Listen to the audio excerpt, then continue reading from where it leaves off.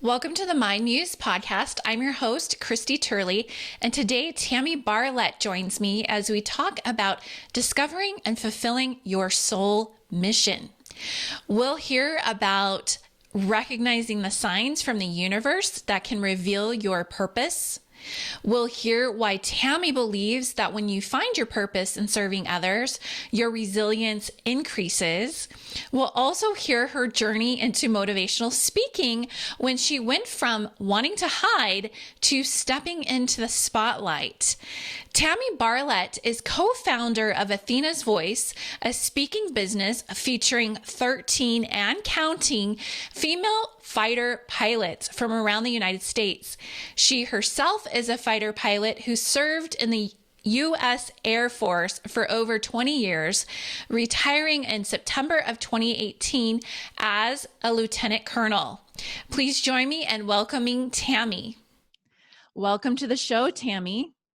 Thank you. Thank you. So let's hear a little bit about your story. You have a fascinating background, so I'll let you go from here and paint a picture of how you got into the business you're in now and a little bit about your military service. And thank you so much for that. Oh, absolutely. It was an honor to serve the country. So yeah, as far as my story goes, in order to get to how I got into speaking, which is the business I'm in now, obviously my story in the military is a lot of that. It's the background, the foundation for that. So I grew up in Minnesota and I knew I was going to go to college. That was always the plan. And I had been interested in the military, but I didn't really know anyone in the military. I didn't know anything about the military except what I saw in movies. And so I finally ran into a guy who was in the Navy. And I said, oh, I want to go in the military. I was thinking Navy. And he said, oh, you should go in the Air Force. It's, they treat their people the best. They're a little bit more advanced. At this point, it's 1995. 94. He's like, they're the best for women at this point. And I was like, okay, well, that's interesting. And so I went to the University of Minnesota and I asked questions and inquired in their ROTC program for the Air Force ROTC. And I decided to join it because, the scholarships, and they said I could try it. And if I didn't like it, I could quit. And being just out of high school, I really liked the idea of being able to choose my own path. And so I gave it a shot, and I honestly never looked back. It was the first program I'd ever been in my life where people just wanted to be better. They wanted to better themselves. They wanted to help everybody else. They were there to serve. They were trying to get good grades. And it was so great to be surrounded by people that were kind of like me. And so I never thought about quitting. It was always the path. And I was just going to be just an officer for the 4 years that they require. When I went to field training, now, field training is kind of like the ROTC version of boot camp. I spent 4 weeks at Lackland Air Force Base in San Antonio, Texas. And while I was there, they had a career fair or a career day. And there was like 300 cadets and only one pilot was up in front of us. And he just happened to look at me and he said, are you going to be a pilot? And I said, oh, I can't. I had knee surgery. And he said, there's pretty much a waiver for everything. And that's truly where this all began. Because I've always been an adventurer, swinging from trees and loving roller coasters, but I'd never thought about flying. I didn't know any pilots. I always thought I could be whatever I wanted to be, but I hadn't thought about that because I'd never seen a pilot. And so here I am, thinking, okay, I could do this pilot thing. Let me go back to my detachment at the University of Minnesota and ask. And come to find out, I didn't even need a waiver for my knee. It was so common of a surgery that they said no problem. And I applied for the program and I got selected to be, to go to pilot training once I got commissioned as a lieutenant. So I spent 20 years in the military flying multiple airplanes. I was an instructor in the T-37, flew the A-10, I flew the MQ-1, MQ-9, which are the unmanned planes. And then I ended my career as an instructor in the T-38, which is the fighter trainer. And I retired after 20 years of service. That was 2018. Then I went into speaking. Now, how that all happened definitely wasn't the plan yet again. Like the military wasn't the plan when I left school. It was just a cool idea. And when I was coming up on leaving the military, I wasn't planning on going and speaking. I have 3 kids, and I was excited to finally be able to be around for them more And my husband is a federal agent, and his career was pretty busy. So it was going to give us some relief on trying to manage two careers, now just down to one. And so here we are a couple of years from retiring and thinking about the future. My husband says, I know what you're going to do when you retire. And I thought, yeah, stay home with the kids and, clean the house. I don't know. And I looked at him and said, okay, what am I going to do? And he said, motivational speaking. And I kind of got this, I was taken aback. I was like, what? Because all I could think about was that feeling before you get up on stage. And it's just that tension. And it makes you think that it's not your path, but I know better. Whenever something's kind of hard, that's probably the path you're supposed to go down. So I didn't quite think about it at that moment, because I said to him, hey, have you ever even heard me speak? And he said, well, no, but I think he had overheard me tell so many stories to so many people, and just my situation, it's just been such a unique career that people are intrigued by it, and they want to know how I did it and what it was like. And so I kind of thought about it over the next few years, and every time I was asked to speak, because as a pilot, you're asked to speak quite frequently. In fact, it's part of our job, but there were other occasions where I would speak in front of large audiences, and it was always nerve-wracking at first, just because, we're human. You're always wondering what people are going to think. What are they going to say? It's just normal. But, after a few minutes, that would all go away, and I would just share from my heart. And I felt like it was a way I could give back that I couldn't any other way, and when I got done, people would come up to me and say, thank you for telling us like it is and being so real. And I thought, well, what other way is there to be? You got to be authentic and connect. And so I thought about it a little bit more.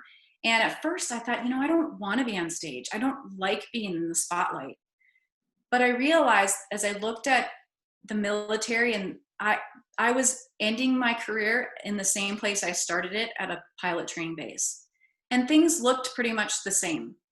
And I thought, what? A lot of this, I think, is because a lot of times when women particularly retire, quit their jobs, they go on and humbly do whatever it is they're going to do. And I think getting up and talking about it seems like you're not being humble. But I also felt like it was kind of a disservice to those behind me to not share my story. Because if people don't hear the story, they don't see it as an option, or they don't hear how you got through it and learn from that. And so many women have just gone into the woodwork and hidden. I mean, for example, the Wasps, they flew in World War II, all the planes in air inventory, but yet almost nobody knows about them because they just quietly went on with their life. So that's how I really got into speaking, and thought, I'm going to do this. I want to make an impact. I want to make a difference. I want to share my story, more particularly share the stories of other women, because I started a speaking business that features 12 female fighter pilots. Eventually we want to go to women veterans, but at the started with female fighter pilots because that's kind of who I knew. So that's how it all began. That's awesome. I noticed a little pattern in the story that you were telling me about people in your life, almost like a sign from the universe. What do you think about the Air Force? And then there was someone who said, what about being a pilot? And then there was your husband, what about a motivational speaker? And it makes one wonder, how many times have we brushed off, one of these questions? I'll tell you a quick story that goes along with this, because I feel like let's drive this point home, because there's probably people listening that are wondering, what's my purpose? What's my mission? What they're missing the signs that they're being shown to them, right? And so quick story, and this isn't like, it isn't exactly like yours, but it's just another illustration of it. Okay. So I was talking to a client not too long ago, and he was talking about how he wanted to write a book. And I said, great idea. Here's some ways that we could really make it a must read, and he's like, do you have a book? And I said, no. And he's like, why not? I was like, I don't know. Like, it was always on my to-do list. Like, I always thought one day I'll be a writer, just like, when I graduated college, I thought one day I'll be a motivational speaker. Right. Mm-hmm. And one day is not, a day of the week, right? It's like, you got to listen to that. So then the next week, it gets better. The next week, I'm talking with another client who it's like practically the same question. When are you going to write your book? Okay. So then the next week, I kid you not, I get this voicemail. It's the wrong number, but it's a message saying, it is urgent we hear back from you. Your book has been chosen to be featured in our upcoming, whatever it was, fair or book review or some kind of platform, right? And I was like, holy like, what the? And I'm like, okay. So, I reflected on what that book was going to be about and, sent up a prayer, asked for some inspiration and, I wrote a book. I ended up writing a book in 30 days. So it'll be out soon. But, it's like, you'll keep getting that message in one way or another until you listen. And hopefully it's not the proverbial 2x4 that, hits you upside the head in a less than pleasant way. Right. So yeah, if you're listening to this right now and you're wondering, do some inventory. You probably already know. Yeah, absolutely. I mean, there are so many times in my life that it's been the thought or input from someone else. And I've always been one that I very much, I have a lot of respect for people older than me, people more experienced than me. And that's not to say that someone younger couldn't give me some inspiration and send me down a path and be that clue. They absolutely could. But I feel like a lot of times I just want to look to someone who's been there before. And I learned as I got older and I look at the younger people, like when I was an instructor pilot and I would see the students, you could see so much potential in them that they didn't see in themselves. And I then learned that when people said that to me, like, oh, you have so much potential, I was always brushing them off. Like when I was younger in high school, and I thought, everybody's the same as me. Well, everyone's not the same as you. And if someone says you have potential, unless they're just some random off the street, just crazy, you should probably listen to them. Yeah. They're seeing something you're not seeing. It's like trying to read a book when it's right against your nose. You can't read the words. You pull it away and look at it from someone else's perspective and you can see it clearly. So I've always tried to take in what other people say and go, yeah, because sometimes we don't see ourselves properly. We know that by the way we look in the mirror and say, oh, I looked this today. And people are like, what? I didn't even notice that. Yeah. And what I've also found too, is that, in psychology, there's this thing called a projection. And usually we think of it as, oh, okay, if you judge someone, or you see something in someone else, you probably have it in yourself. And that goes in a negative way and it goes in a positive way. So if there are qualities that you can discern and pick out in someone else that you admire, that is truly one of your strengths or talents that you either are ignoring or have yet to develop, but it's inside of you. Yeah, absolutely. Okay, so talk to me a little bit more about, this feeling of wanting to hide, this fear of being seen. Did you suffer from this at all when you decided to really look into motivational speaking?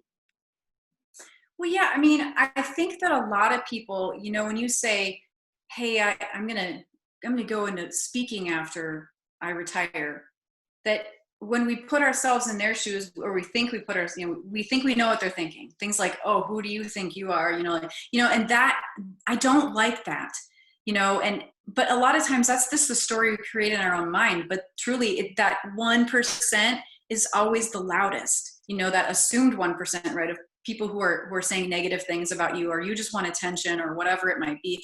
And there have been times in my life where I've been thrust into the spotlight, not wanting it, but just circumstantially. And then, there's a backlash from people around you. Well, you're always getting this, and I'm like, oh, but I worked really hard and I didn't really want to be in the spotlight. It just kind of happened with my path. And so I think that was a continuation. I just wanted to do my job. Like I've always just wanted to do my job, not stand out, which was obviously really hard as a female fighter pilot.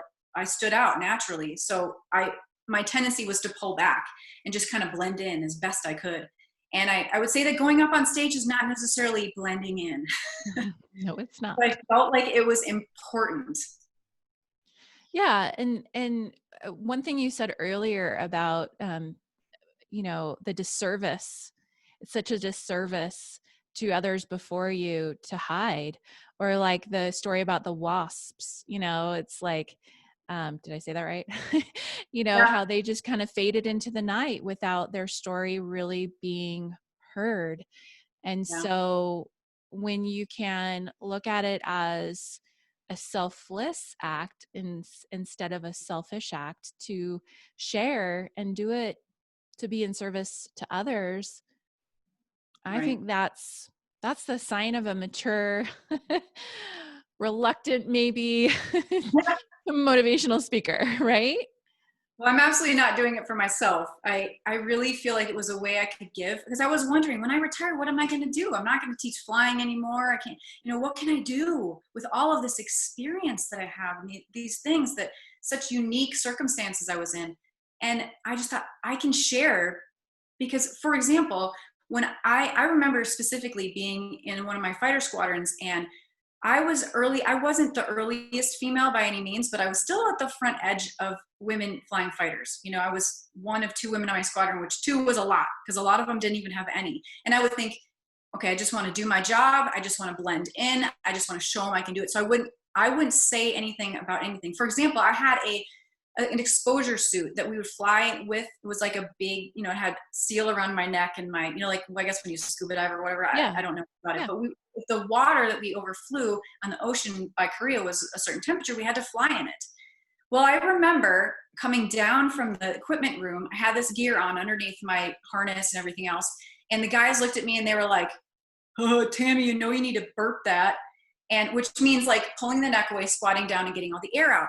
And he said, I know, but it wouldn't seal. So it didn't really fit me right. But I didn't want to say anything because I didn't want to cause a ruckus, like, "Oh, this is why women shouldn't do this. We don't have the equipment for that," like on and on and on. Now, in the beginning, I'm not saying that was right, but that was the path we chose. But the problem is, if we continue to do that, we're not changing it for anyone behind us. So there came a point where we needed to start speaking up. And the same thing applies, to, how did I get through this? If I can stand up on the stage and tell people how I got through it, I can help them avoid some of the problems that I had. And that just makes everyone better. Yeah, I love that. Now, in your work, you talk a lot about resilience. Mm-hmm. And I imagine you know quite a bit about that, being a fighter pilot, and even like, the resilience it takes to be a speaker as well.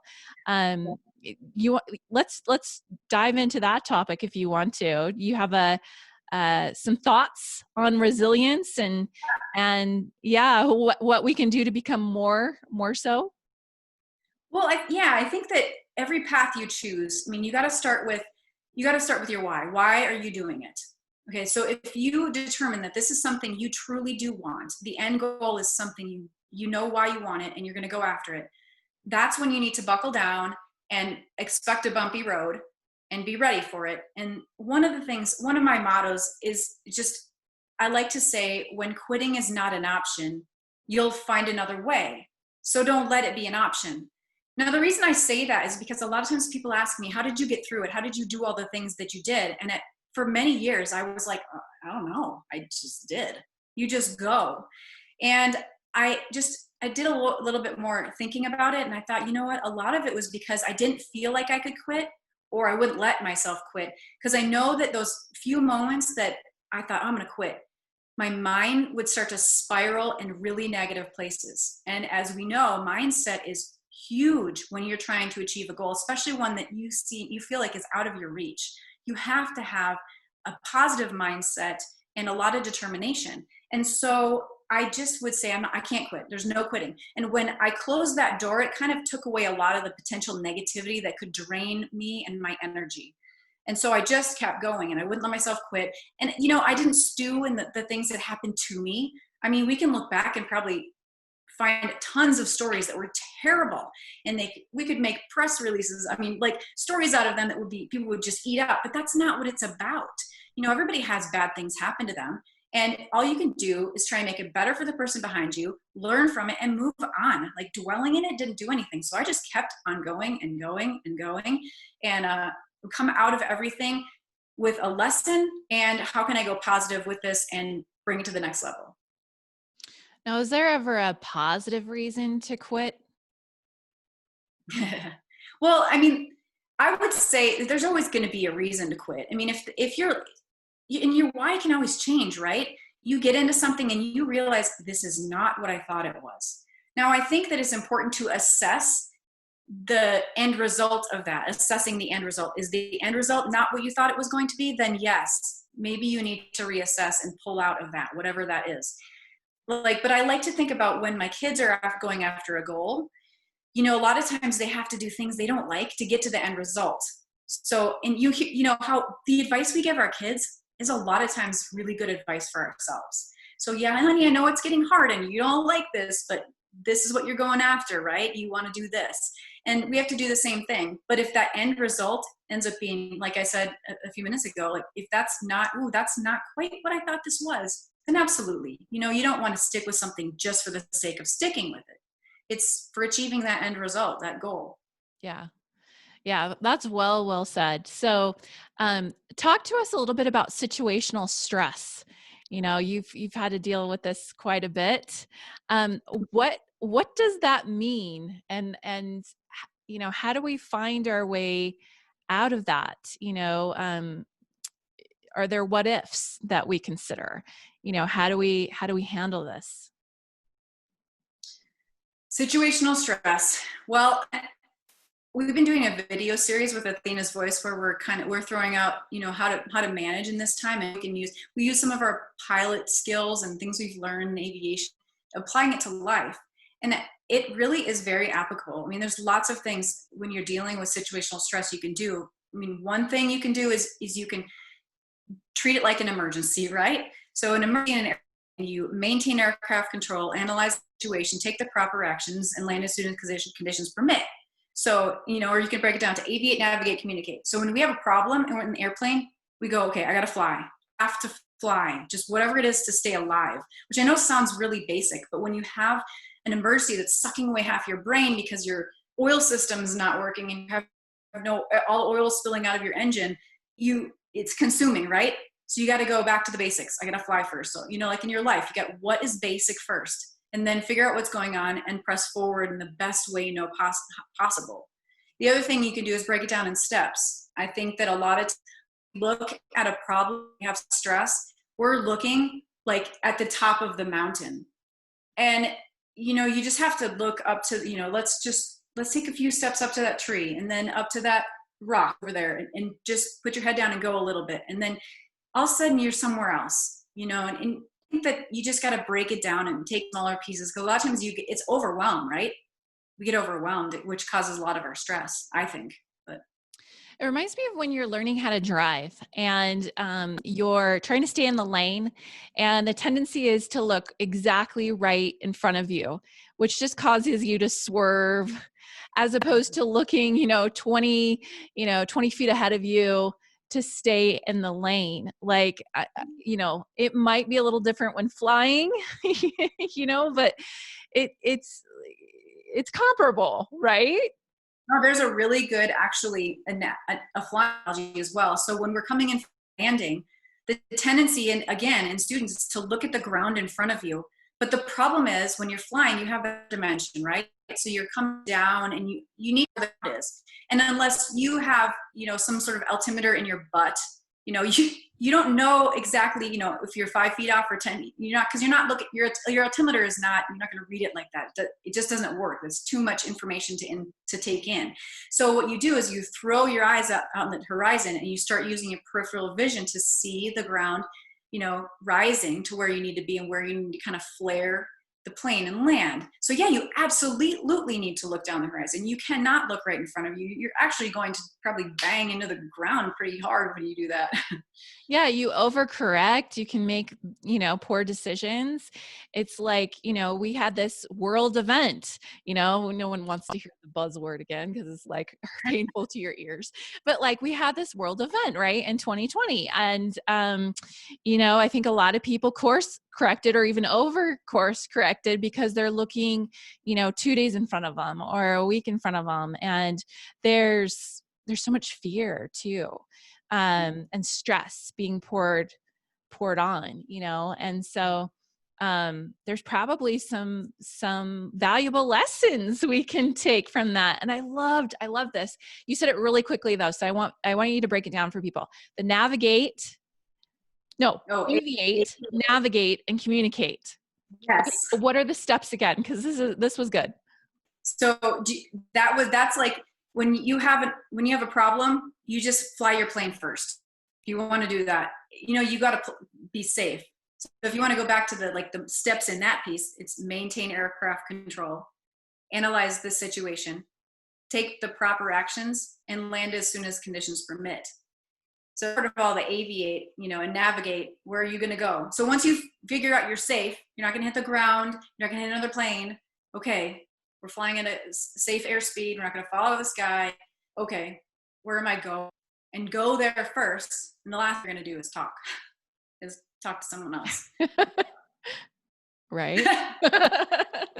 Social distancing, maybe. Anyway, so how important is the purpose piece? I mean, that's kind of like the horizon, right? And we talked a little bit about quitting. If it's not aligned to your purpose anymore, or you've maybe learned something new about your purpose, then yeah, maybe it's okay to change your flight plan a little bit, right? Yeah. So, I mean, how do you think, or, how do people that you work with, how do you advise them to find their purpose and their meaning in life? Oh, that's a deep question. I'm going to be honest with you. How do I help someone else find their purpose? Well, I mean, I know a lot of talk about where you're passionate, and that can get overused a little bit, follow your passion. And there's definitely some truth in that, but, a combination of your skill. And then in my life, I'm spiritual, listen to God. What is he saying? And you talked in the beginning. This goes right back to the beginning about listening to those clues around you, of just things that where you should go, what should be, where do you make a positive impact? When you do something in your life, whether it's work or, some other, group that you're in, and you notice positive things happening, you need to go that way. When you're helping people and you're changing lives, that's what you need to follow. I think we were all put on this earth to, grow ourselves and help others grow. And if you can do that in whatever it is you're pursuing, then that's probably the right way to go. If you're just doing it for your own selfish, like, I want to be a fighter pilot, but that's the only, you only want it because it's cool, that it's not going to work out well for you. It's just not going to end up in the right place for you. I mean, like, being a fighter pilot, I'm there to help people, whether it was when I was instructing, trying to help students get through and learn the airplane and graduate, or whether I'm supporting troops on the ground in trouble and they need my help. I love people. And when you find whatever it is in life that you can help people, that is probably exactly where you need to go. It's not going to be easy though, Yeah, I think, purpose is just such a more powerful way to pull us forward and to be more resilient. Because if you started your business to make money, how big of a purpose is that? That's not a really huge why, because then once you achieve the money and the status, maybe that, and the lifestyle that you wanted, then what? What was it all for? It's okay, great. Now what? And so it leads you to discover what your true purpose is. And I totally agree with you. If you're not serving others in some capacity and wanting to make that impact, it's going to be difficult to be resilient and to keep going. Yeah. I think a lot of my motivation has to do with other people, and people don't like that, it shouldn't be based on other people, but it's about affecting other people in a positive way, and it's not for myself. I mean, yeah, there's benefits I get out of it, obviously, but those aren't reason enough for me to do something. It has to help other people. Like, people say, do you have a hobby? Well, I know I don't have a hobby. Or you have a passion. Well, my passion is helping people. And I know there's a lot of people in the world like this, that if you see a place where you can help, you just want to. Even if I don't have time or I don't know much about it, I'm going to try and help you if I can. It's just the way that I am. And there's a lot of people out there. And I think that a lot of times we shy away from it because we're like, oh, well, I don't want to get in their business, or I don't want to, but we're here to help other people. I truly believe that. And it's one of the reasons I get up on stage. And it wasn't one of the reasons that all those ladies that are on our speaking team out there in the world, they have powerful stories of, what we're talking about, resilience and leadership and just things they've experienced that are shareable and translatable to businesses and organizations. Tell us another story about resilience, maybe from the battlefield, when you felt like giving up. Oh, well, you know what? Let's see. I would say that one of the best stories of resilience I have actually has to do with when I was flying RPAs, which are the remotely piloted aircraft, or drones, most people would call them. So I'm sitting in a trailer in Tucson, flying a plane that's in Afghanistan or Iraq, and we're 24/7, 365. So we're flying combat, but yet I go home at night and I'm with my husband, or, at home, going to McDonald's on the way home, whatever. Kind of strange situation, right? Mm-hmm. Well, when I got married, we wanted to have kids right away. So I decided that, okay, let's go for this. And it happened very quickly. And I was so excited.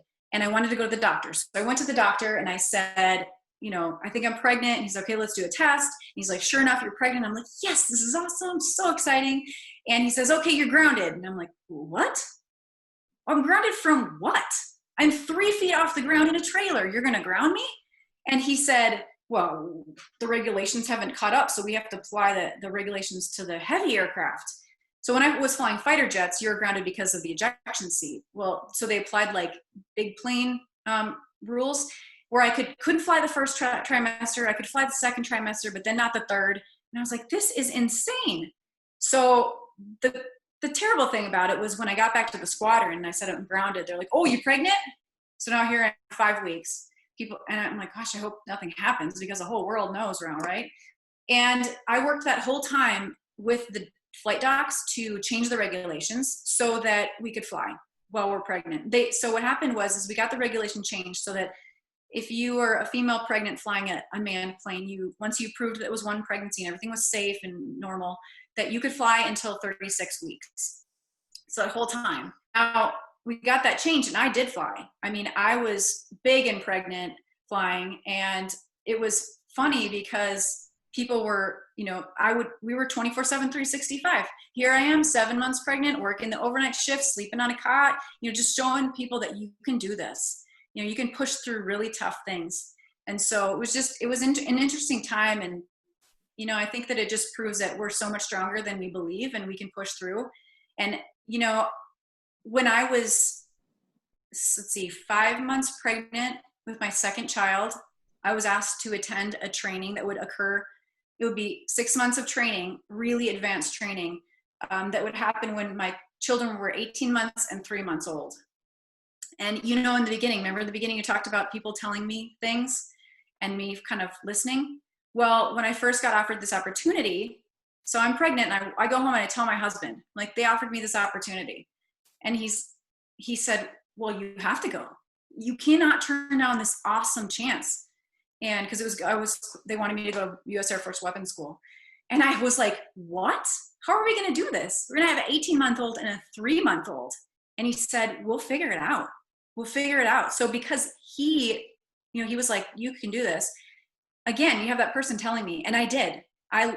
For 6 months, and people might criticize me, and I have been really scrutinized for this from some people. I left my children for 6 months when they were 18 months old and 3 months old with my husband. Now reverse the roles, and people wouldn't probably say much about it, but it was a really hard decision. It was amazing experience and some phenomenal training. And it was one of the hardest things I've ever done in my life, is going through that with those little children, only getting to see them occasionally. When it comes to purpose, there's this really strong metaphor in aviation and military, really, when you're pursuing a mission. Your commanding officer says, here's your mission, and I'm sure having that mission really helps you pull through those really tough times. I mean, talk to us a little bit about this. How can we apply some of the things that you learned in the military to our own lives? Absolutely. Having the mission is the starting point. We always say work the target backwards, right? So what is your objective? And then how do you get there? What are the steps along the way? So as pilots, when we're given the mission, we break it down. And then when we brief our flight on what we're going to do, we always start with the mission. What is the mission objective? What is the overall mission of why we are going out there? So, again, start with why. We've heard a lot about that, right? We talked about it already. But, the thing is that you can break it down too into like more tactical objectives. So you have this big mission, and then give yourselves a couple objectives to reach that overall mission, things that you're going to do to get where you need to be. So that gives you focus points. It gives you something to think about. So you're not just kind of willy-nilly out there trying to get from A to Z without thinking about everything in the middle. And, you also have to talk about, so we talk about the mission, objectives, and then we talk about how we're going to do it. What is our plan the entire way? And then we end typically with contingencies, or we call them what ifs, and we would write them in red on the board. So they were highlighted. Now you can't talk about all the contingencies, you never can, but you always hit the highlights of what might go wrong and think about that. So then when something does happen, you're prepared to react properly. What happens if we get shot at? What happens if there's a storm between us and our objective? What are we going to do? What's the backup plan? What happens if we can't find the target? What are we going to do? You always want to be prepared for those what ifs in case they go wrong. And then, the most important thing I want to say too is when we get done, a lot of people don't do this in life, but it's so important. We debrief what happened. We go through the mission and we figure out what went wrong. Maybe the mission went right, but there was a couple things that went wrong. And we got to find out why. You don't just say, oh, that went wrong. Why did it go wrong? Why couldn't we find the target? Did we get bad data from Intel? Did we put the wrong input in our navigation system? Those two things would be very different. So you can't just say, oh, we didn't find it. Why? Because you need to fix it next time and make it better. And we all want to get better. And you can do the same thing in life. Why did that go wrong? And how can I make it better next time? Quick question for you. In these debriefs, did you ever have celebration of what went right? Or did you just talk about what went wrong? I'm curious. Yeah, well, I think it depends on the instructor pilot. Right. I am a huge advocate of telling people things they did right. Now, this is the thing. I will also say that there's not time to go over everything, you did right. But I do think it's important to hit some highlights. I specifically remember being a student and not knowing if I was doing it right or not. So then I change it, and now I was doing it wrong, but I had been doing it right because no one told me. Now it's interesting that you asked that question though, because a lot of times it's like, just focus on what went wrong. But no, absolutely, it's important to hit the things that went right so that you can keep feeding that and making it better. I mean, I think that's important in life in general. You people talk about the what is it, the positive sandwich or whatever you say. Oh yeah, when you give constructive criticism, you start with a compliment, sandwich it in with the talking point, and then end with the compliment. Yeah. I'm not saying that we necessarily have to do that, but I have been in an environment, a training program where there was a ton of positivity, and which was very different than what I'd experienced, and it was the most growth I have ever seen. And if you've ever watched The Masked Singer, have you watched that show? Oh. Okay, so the panel, whenever the singer gets done, they're always just raving, always finding something good. And what I think is so interesting about that is that if you force yourself to look for the good, you'll see it more and more and more, and not focus so much on the bad.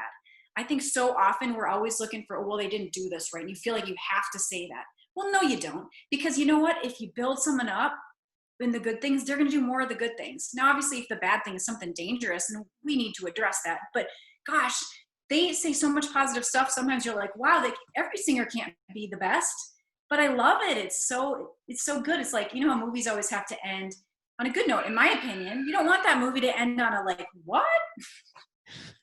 Yeah, that's the worst. That's like the recipe for horrible reviews because people like closure. They want to know the hero, rode off into the sunset and the bad guys got punished, Well, I might get, a few comments about the positive thing, but I honestly think that I've always said that high standards, limited errors, and direct criticism are absolutely necessary in the fighter pilot community and many other communities. But it's how you communicate that matters. Are you going to be all negative about it? Or can you bring some positive into that and lift people up? It sounds kind of cheesy and maybe overdone, but it's important that we lift people up. We'll get to better places, all of us. Yeah, and I even think, the direct feedback, you've got to also really consider how you're coming across to that person and the personality of that person and even the intentions of that person, because if you're disconnected, your head and your heart, and you just start talking from your head, you could destroy, like obliterate someone and not even realize it because you're totally disconnected, right? And so I agree. Not just saying, here's what you did great, here's what you did wrong, but like delivering it with heart. Yeah. Oh, for sure. I remember there was a student that had a really rough flight, and I set him aside and I said, hey, what is going on? Where are you at? And he looked at me like, should I really answer this question? You're asking me like how I am? And I was like, no, I'm getting this feeling that you just don't think you can do it. And you're like, just like defeat. And he kind of got this relief over him because he was like, oh my gosh, somebody actually cares. And it ended up propelling him up because he thought that, he thought he was failing. And I said, dude, no, you're doing great. I said, just because you can't land this plane in, 2 sorties like you did the last plane, it's a completely different plane. In fact, it's one of the more difficult planes in the entire Air Force inventory to land. I said, you are doing great. Your grade sheet shows you're doing great. Your flight, you're doing great. I could just feel this defeat. And the fact that he was like, wow, somebody really cares enough to pay attention to where I'm really at.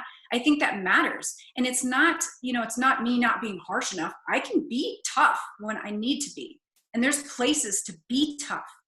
But you have to determine those moments. When do you need to be tough? And when do you need to give a little bit more grace and heart? There's times to do that too. Yeah. So well said. Community, even up in the air, flying fighter jets. Well, this has been great. Can you please tell us how we can learn more about you and Athena's voice, and then go ahead and sign us off with a final thought or a final nugget of wisdom? Absolutely. If you want to find out more about Athena's Voice, you can go to our website at athenasvoiceusa.com or follow us on social media at Athena's Voice USA. If you want to reach me directly or inquire about one of our speakers, you can email inspire@athenasvoiceusa.com. As for a final thought, I really just want to remind everyone that determination and mindset play a huge part in success. I have seen so many people over my career who, quite frankly, didn't have the skill set they needed. But because of their positive attitude and their perseverance, they were able to achieve their dreams. Now, a lot of times it was because other people saw that in them, and so they poured into them to help them. So, we can't go on self-assessment of our skill level when we're going for a goal. Sometimes our view of ourselves isn't an accurate picture. We got to listen to other people. So with a positive mindset, a lot of determination, and a little bit of patience, you can get places that you never thought you would be. Thank you, Tammy. You're welcome. You're welcome.